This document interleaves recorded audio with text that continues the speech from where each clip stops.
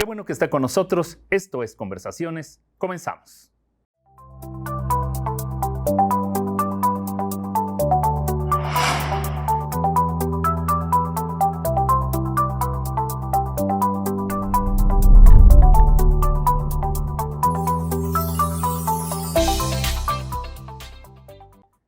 Nuevamente le doy la más cordial bienvenida a Conversaciones. Mi nombre es David Estrada y bueno, pues yo lo invito a que se quede con nosotros la siguiente media hora porque vamos a tener un programa muy interesante recordando dos negociaciones emblemáticas del Querétaro del ayer. Empresario queretano, querido empresario queretano que realizó estudios de periodismo y comunicación colectiva, que ha desarrollado lo mismo aquí en Querétaro que en Barcelona, España, en Jerusalén, Israel. Ha sido fundador de dos, le repito, negocios emblemáticos. Usted los conoce y los conoce bien, como es Tirreno y El Arcángel. Me da mucho gusto dar la bienvenida a un también apasionado al cine, que es mi querido amigo Enrique Vallejo. Enrique, bienvenido a Conversaciones. Hola, David. Muchas gracias por la invitación. Vamos a ver de qué podemos hablar, porque son, pues, como tú dices, dos negocios emblemáticos. A veces en la calle me lo recuerdan, porque para mí, bueno, pues fue una manera de ganarme la vida. Claro. Pero claro, no deja uno de reconocer que estar de cara al público en empresas de este tipo, pues deja huella en la vida de uno, ¿no? La vida profesional. Así es. Y yo antes de abordar estos dos negocios tan emblemáticos del Querétaro del ayer, pues hablemos de quién es Enrique Vallejo, queretano, queretanísimo, estudió en el Instituto Queretano. En el Instituto Queretano. Háblanos de tus antecedentes, de dónde vienes, dónde estudiaste y cómo te desarrollaste. Mira, te voy a contar una anécdota. Estábamos en el primer negocio en el Tirreno. Llegó en aquella primera oleada de personas de la capital. Se hizo un grupo muy bonito de empresarios. Se hizo el grupo Tirreno. Y uno de ellos me invitó a la inauguración de su casa. De pronto se acercó y cogió del hombro a otro queretano y a mí me dijo, qué gusto tener en mi casa a dos queretanos. Y esta otra persona dijo, pero tú no eres queretano. Me dijo a mí. Ajá. Este amigo se quedó sorprendido y yo también le dije, no, sí, pues yo nací aquí. Sí, pero tus papás no. Es parte de esta manera de ser, ¿no? Parece ser que la nacionalidad queretana se adquiere por 3, 4 generaciones atrás. Es una broma, ¿no? Mira, toda mi familia, todos pues somos digamos aquí. que una realidad, ¿eh? Y es una realidad, es una realidad. Mis padres son del estado de Guanajuato. Mi madre viene de San Luis de la Paz y mi padre del Valle de Santiago. Pero se conocieron aquí muy jóvenes cuando mandaron a mi papá, que era contador, había estudiado en la escuela bancaria, a abrir la sucursal del Banco Nacional de México, y mi madre era secretaria del banco. Se conocen, se casan aquí, somos 9 de familia, todos nacidos y avecindados aquí en Querétaro. Fuimos la primera generación que abrió la preparatoria, pero era todavía la preparatoria de 2 años, que se hacía un año de tronco común, y el segundo año se dividía en áreas, las físico-matemáticas y las sociales. Y éramos tan pocos dedicados a las ciencias sociales, yo quería ser diplomático, que el último año lo hice en la Universidad Autónoma de Querétaro, en el 67. Y ya de ahí me fui a la Ciudad de México, pero sí, desde el parvulario estuve yo en la bellísima escuela del Molino, que era un sueño, ¿no? Así es, y estamos hablando de una década que dejó huella en la juventud, una década importantísima para el desarrollo de muchísimas libertades. Acabas de mencionar 1967. 1967 Hugo Gutiérrez Vega, rector aquí en Querétaro. Sí, 1967, el año previo al movimiento de 1968. 1968, 1970, sexo, drogas y rock and roll. ¿Cómo era el Querétaro en ese tiempo, antes de que te fueras a la Ciudad de México? Mira, yo me fui a México en enero del 68. Y claro, era yo un provinciano deslumbrado con la capital. Porque antes el término chilango, que ahora yo lo digo, pero la gente de la capital lo asume con mucho orgullo. En aquel entonces eran los capitalinos. Y tanto te daba ilusión ir a México para ver el museo el Castillo de Chapultepec, el Palacio de Bellas Artes, el Zócalo, como aquel anuncio de la Raleigh que era un señor que fumaba y aventaba humo por la boca. O sea, era toda una aventura ir a la Ciudad de México. Y de esa manera, pues yo llegué allá, entré a la Facultad de Ciencias Políticas y me tocó ese movimiento social que fue un eco de lo que estaba ocurriendo en el mundo, ¿no? Porque hay que recordar el Mayo francés, Sí. que fue en el mismo año del 68. Yo trabajaba y estudiaba. Entonces trabajaba yo en el centro de copiado electrónico de Xerox, en el Museo de la Reforma. Por las tardes estudiaba y iba yo a todas las manifestaciones y a todas las asambleas cuando comenzó el movimiento, más que todo por curiosidad, no por una pertenencia política al movimiento. Y del mismo centro de copiado me mandan a Villa Prensa a trabajar en el libro de resultados finales. Quizás eso fue lo que me salvó un poco, porque yo hubiera estado a lo mejor en Tlatelolco de curioso, no de activista. Así es, como muchos. Como muchos sucedió.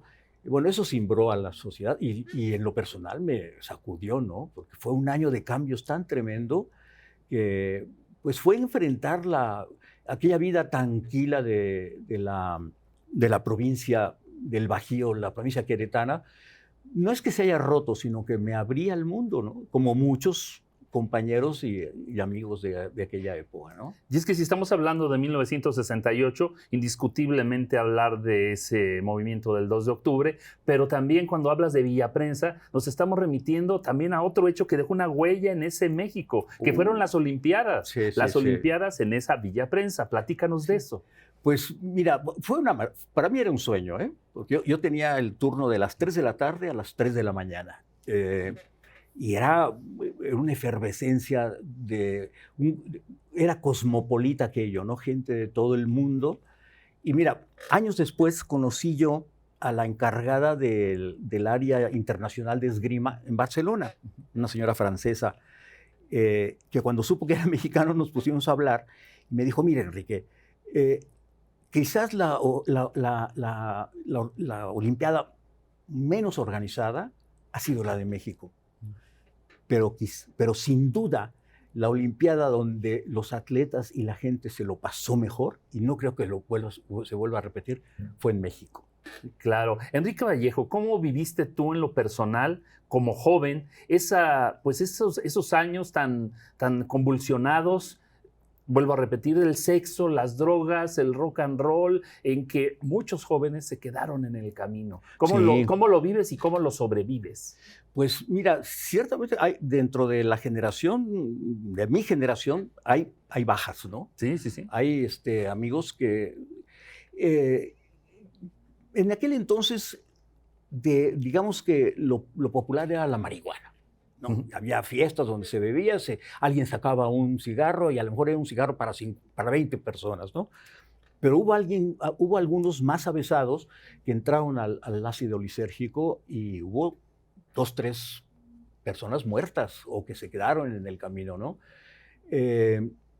Yo, en lo personal, no viví eso porque yo tenía una novia en Querétaro, entonces venía cada fin de semana a Querétaro y lo que eran las fiestas grandes que eran en la ciudad, en Querétaro, que seguía siendo muy, muy tranquilo en aquel entonces. Sí fue una época muy de cambio, pero no sonaba tanto en Querétaro al menos, grandes farras. Se abrió, por ejemplo, una discoteca en el Cristel, creo, me parece que se llamaba, en el Hotel Casablanca. Así es. Pero como era muy incipiente todavía. Emilianos, ahí en el... Emilianos un por poco el Cinema después. 2000. Y luego en algunas kermeses había algún grupo, ¿cómo se llamaba? Había 2 o 3 grupos queretanos de rock and roll. Se me van los nombres, claro, que actuaban mucho en La Marquesa, sí. en la Hostería de La Marquesa. En la Hostería de La Marquesa, que era el único centro nocturno de Querétaro. Así es. De haber estado en Querétaro, hacer todos tus estudios hasta la preparatoria, te vas a la Ciudad de México, allá pues vives todo lo que ya platicamos. ¿Cuándo regresas a Querétaro y cómo encuentras ese Querétaro que dejaste de 67 a cuando regresas ya en los 70s? Ya comenzaban el crecimiento de Querétaro, porque yo en mi infancia pues creo que éramos 70,000 habitantes. Cuando regreso yo, bueno, nos vamos a Europa, Gonzalo y yo, y para alargar un poco la estancia allá y por curiosidad de lo que era el kibutz, que era una sociedad socialista, donde no se manejaba el dinero, te proveían absolutamente de todo, comida, ropa, había incluso en uno de los búnkers, se organizaban los viernes la discoteca y el kibutz ponía las cervezas, la música. Entonces era una experiencia en aquel entonces el socialismo era como la novedad. Tampoco había un enfrentamiento ideológico, pero era algo que estaba bueno, que se había generado en los movimientos del 68 en Europa. Y cuando regreso conozco a la que fue mi pareja y productora de esta casa, Así Dora es. Guzmán. Dora Guzmán. Durante 28 años. Y nos casamos, porque la hija vino muy pronto. Entonces, pues, mira, la vida se me vino encima. De alguna manera, yo digo que venturosamente, porque yo venía muy contrariado después de salir de este Querétaro un poco conventual, como lo llamaba Hugo Gutiérrez Vega, pues un año en Europa viendo sobre todo el desarrollo y la evolución de las sociedades, lo que llamábamos en aquel entonces el open mind, la gente con mente abierta a los cambios, la misma democracia que existía en algunos países europeos, luego la experiencia del kibutz, del trabajo en comunidad, pues todo eso me sacudió como persona. Yo llegué un poco contrariado a ese Querétaro. En ese momento, bajándonos del autobús, se había acabado todo aquel año de sorpresas, de novedades. Imagínate tú que yo recorrí de Barcelona a Grecia de aventón. Fue un mes entonces lo que viví, las personas que me encontré, y fue un contacto muy directo con la sociedad europea, ¿no? Y que claro, Querétaro no había avanzado mucho, o bueno, no es que no hubiera avanzado, era una comparación muy arbitraria. Todavía ¿no? era un Querétaro muy provinciano, muy provinciano. Muy provinciano, sí, muy provinciano. Y exactamente llegas a un Querétaro que para 1977, en lo que fue el primer centro comercial, porque el primer centro comercial que hubo en Querétaro fue pues lo que es Plaza Niza, donde ahora ubiquemos a las actuales generaciones, donde ahora es la Plaza de la Tecnología, Plaza Niza ya no existe. Ahí decides tú asociarte y abrir un restaurante que dejó huella en Querétaro. Estamos hablando de Tirreno. Sí. ¿Cómo nace la idea? ¿Cómo lo abres? Mira, eso es bien interesante la pregunta, porque yo trabajaba en la Ciudad de México. Ahí estaba, bueno, Tatiana tenía 2, 3 años. Pero estaba en un trabajo que no me gustaba mucho. Yo era vendedor de envases de aluminio para las cervecerías, para las fábricas de conservas.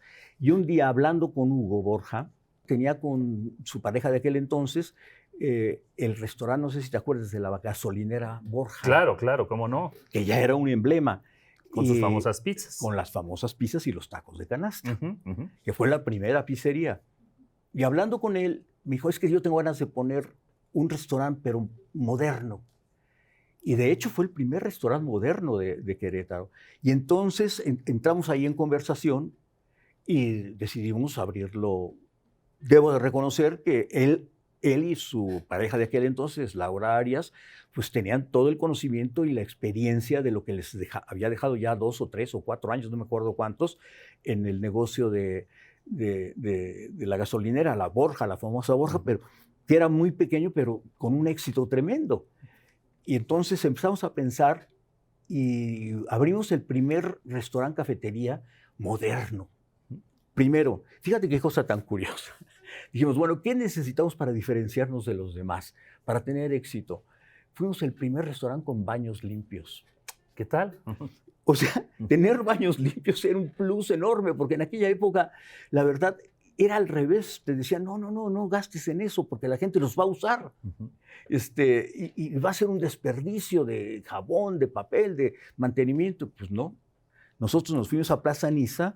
Plaza Niza tenía unos baños para todos los locales, pusimos una persona encargada nada más de esa área y sí nos distinguió del resto. Pero lo demás era, pues no sé si lo recuerdas, tú, era un restaurante todo aluminio, con mucha luz, todo con alfombra en color verde, y después la gran atracción, todo el techo era de espejo.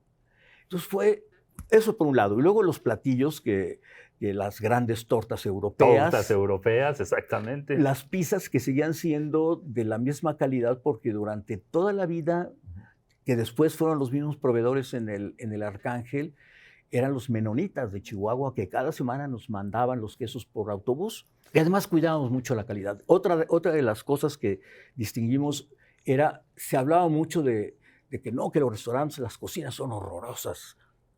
Entonces dijimos, vamos a tener la cocina abierta para que la gente pueda ver de qué manera trabajamos y que no tenga ningún... O sea, fueron 2, 3 cosas que estuvimos estudiando y que pues, al final nos costó un poco de trabajo. Nos costó trabajo porque, como toda sociedad, somos muy novedosos. Los 2 primeros meses pensábamos que nos íbamos a hacer de oro. Pero a los 2 meses, pues la gente ya había ido, ya la había conocido, y Querétaro seguía siendo todavía una ciudad pequeña. Se murió casi el restaurante, entonces tuvimos que poner publicidad, hacer campañas de promoción, y finalmente pues fue todo un éxito y un punto de reunión. ¿Cómo no recordar a Tirreno, que estuvo funcionando de 1977 a 1987? 10 años que han dejado huella, porque los queretanos de mi generación, claro que fuimos y claro que lo recordamos con mucho cariño y mucho afecto. ¿Quién no fue ahí con la novia, con la pareja, con alguien? Fue ahí a esos lugares y bueno, pues son lugares entrañables. Sí, fue, y bueno, nosotros lo recordamos con mucho cariño. Duró un poco más, porque yo me salgo en 1987, abro que ahí viene el segundo negocio, el Arcángel, en la esquina de Guerrero y Madero. Yo en un principio pensaba que los podía tener el control o el manejo de los 2 restaurantes.